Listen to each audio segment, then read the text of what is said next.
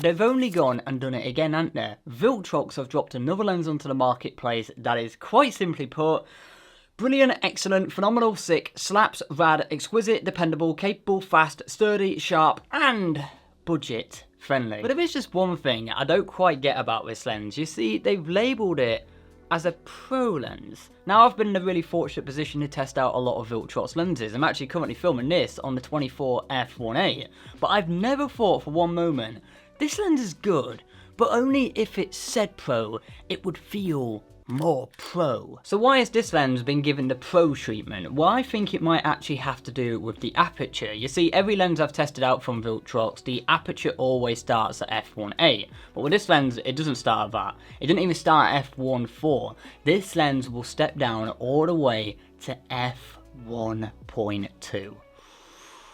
Nice. So this lens is designed for Sony's APS-C cameras such as the A6400, the FX30 and the A6400. Speaking of which, I've been using it for the last few weeks with the A6400 and I'm now pretty convinced that this lens is super glued onto the front of my camera. It is that addicting, I do not want to take it off. At £533 British, this lens definitely ticks the budget friendly box, and you can actually pick it up for the Sony E mount, the Fuji X mount and the Nikon Z mount. I'll leave links for all three in the description below if you want to check it out for yourself.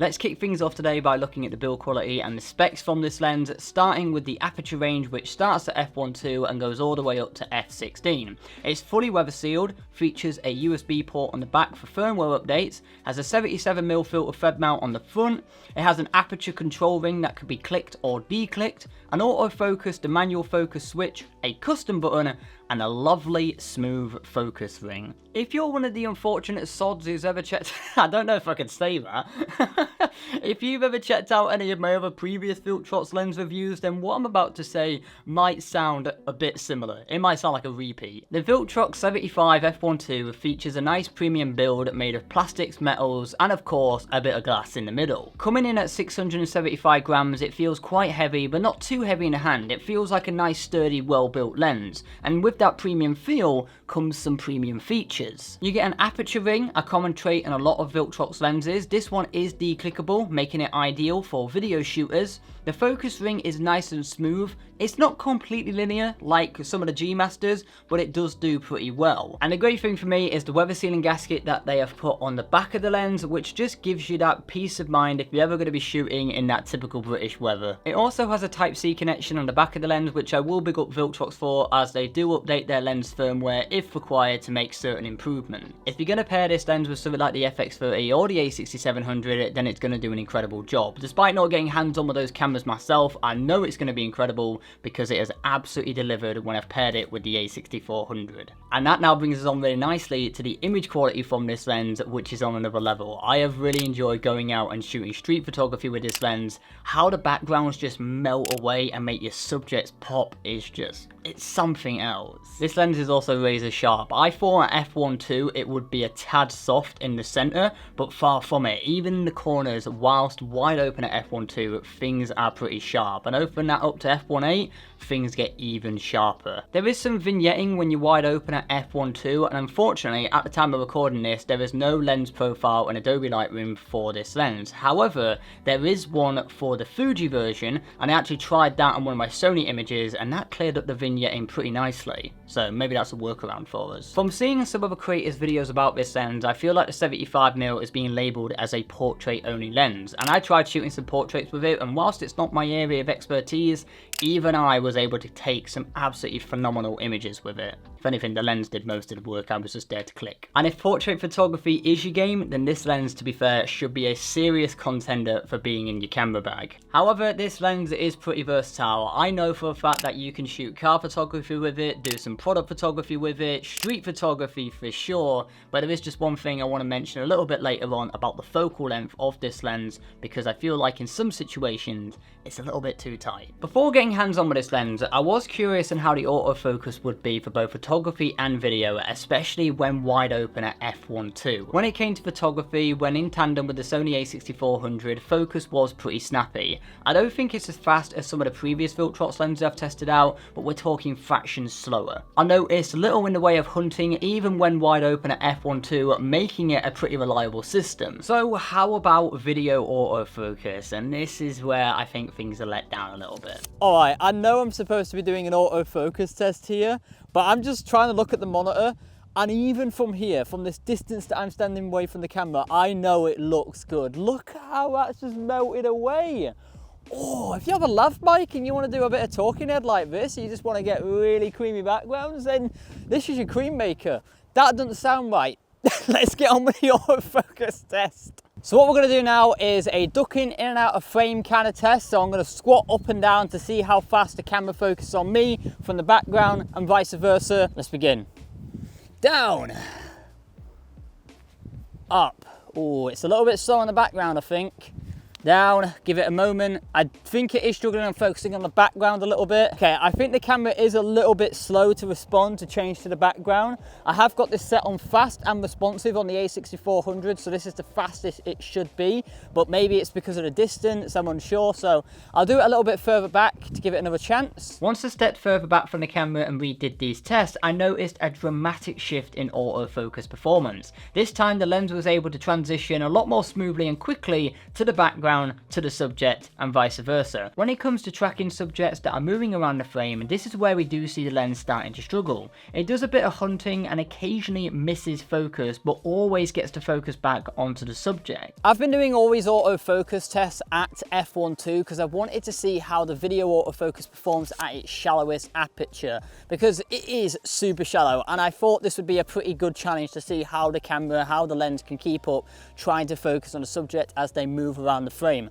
If you're standing stationary, then I don't think the lens is going to have any problem tracking you. But if you're moving around, it might have the odd hunt, it might miss you from time to time, it might focus on the background. It's not the most reliable system in the world, but that's if you're just running around the frame. I still think it's done a really good job, especially also considering that this is a lens that is less than £600 and it is offering f1.2. If I just stand like this, it's going to track me all day long. But if I'm jumping around like an absolute madman, it is going to miss from time to time. But we also have to take into consideration as well, I'm using the A6400 here. So if you were to use this lens in conjunction with a newer camera, maybe the FX30 or the A6700, it might be a lot better than with the A6400 because those are newer systems. You may notice that this lens does suffer from quite a bit of heavy focus breathing, but that's one thing that doesn't really faze me when it comes to video. In direct sunlight, which we don't have a lot of in the UK, you will notice quite a bit of flaring from this lens. Hence this test that is not done with direct sunlight. Again, this is just a personal preference. Some people might like the flaring. I know some creatives who actually like to look for the imperfection in lenses because that can actually enhance and add to the visuals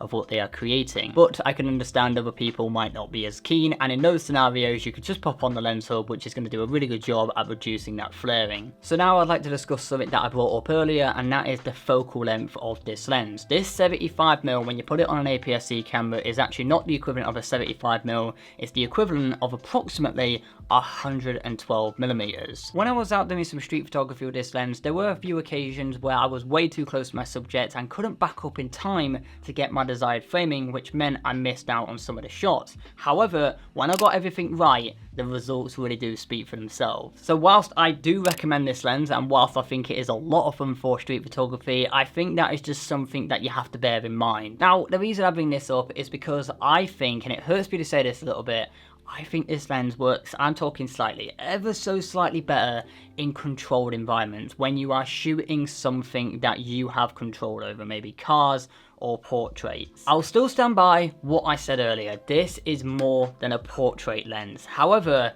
I recently tested out and picked up the 56 f1.4 for myself, and I actually said this. I think this lens is possibly one of the best prime lenses on the market right now for Sony APS-C cameras, maybe even the greatest. I'm making some bold claims over here, but you know what?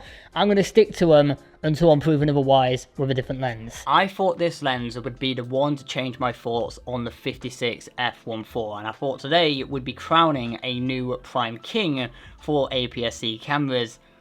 I don't think we can. If I had to choose one of these two lenses to go away with me for maybe a 5-day trip, I think I'd lean slightly more towards the 56 f1.4, and there are a few reasons for this, but here are my top 3. The Sigma 56 is the equivalent of an 85mm on APS-C cameras, so quite a bit less than 112 from the Viltrox, and for my personal use case, that makes that 85 a lot more versatile than the 112. The Sigma is also a lot more lightweight and compact, and it also has a tad better autofocus for photography and a lot more for video. However, that's not to say the 75mm is a bad lens, far from it. I would highly recommend this lens. If I can be honest, I actually much prefer the look straight out of camera from the 75mm than the 56. You get a lot more compression, a lot more depth of field, and your images just look 10 times better. I love how this lens makes my photos look, but it also really just depends on your individual use case and what you need from a lens. And that's why I'm really tempted to do a really cool kind of head-to-head video between the 56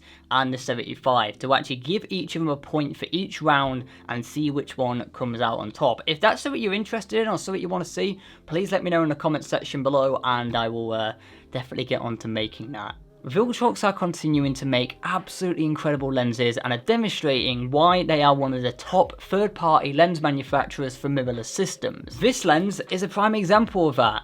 Did you see what I did there? It's a prime example and it's a prime lens. I'm sorry. But seriously, this lens is impressive. The images from this thing are incredibly sharp and detailed. That f1.2 is just intoxicating to work with, and I love taking photos with this lens. This lens offers premium features, a premium build, but doesn't come at that premium price. I would actually say that this lens would easily rival some of the G Masters. And if you were to pick up this lens for yourself and start shooting with it, I think you'd be in the same situation as me.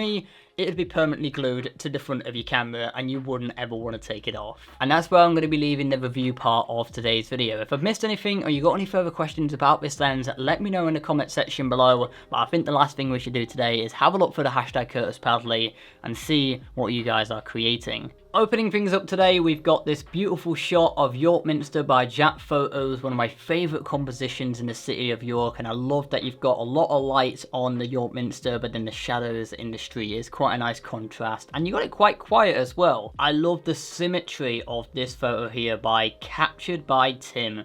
That is a beautifully framed shot. I love that you've got the train station quite quiet as well, and the colour grading on it, that's something else. Beautiful frame, well captured. Oh, we have got some pretty cool panning shots here by Henry Photography, and these are exquisite because if you zoom in, you can actually see the sponsors on the car. That's when you know you've nailed a panning shot, when you can actually read labels on the car. Oh, look at this BMW M3 by cjames.media. Oh, nice photo shoot with this car. I am not jealous at all. These shots, love the details, love the different framing, love the use of foregrounds, really nice clean frames with beautiful editing. I love this black and white shot here by Shades of iPhone of Tower Bridge. That is a real nice composite, like the foreground right there. And the final shot we're going to have a look at today is some wildlife by Matt Soden of this owl. By the way, I think it did spot you. I don't know, it's looking directly towards you and hopefully it didn't fly into your face after you captured this frame. But isn't, like, wildlife awesome? Like, look at the wingspan of that thing. Beautiful animal, beautifully captured. If you do want the chance of your work being featured here on the channel, go over on Instagram and use the hashtag curtispadley, and I'm looking forward to seeing more of your work over there. But that is where I am going to be leaving today's video with the 75mm F1.2 from Viltrox. If you did like today's video, make sure you hit the like button, subscribe to the channel if you want to. It would be great to have you a part of this ever so growing community, and don't forget to turn on the bell icon so you're notified for whenever I release a new video. Well, until next time, create, explore, and inspire, and I'll see you in the next one.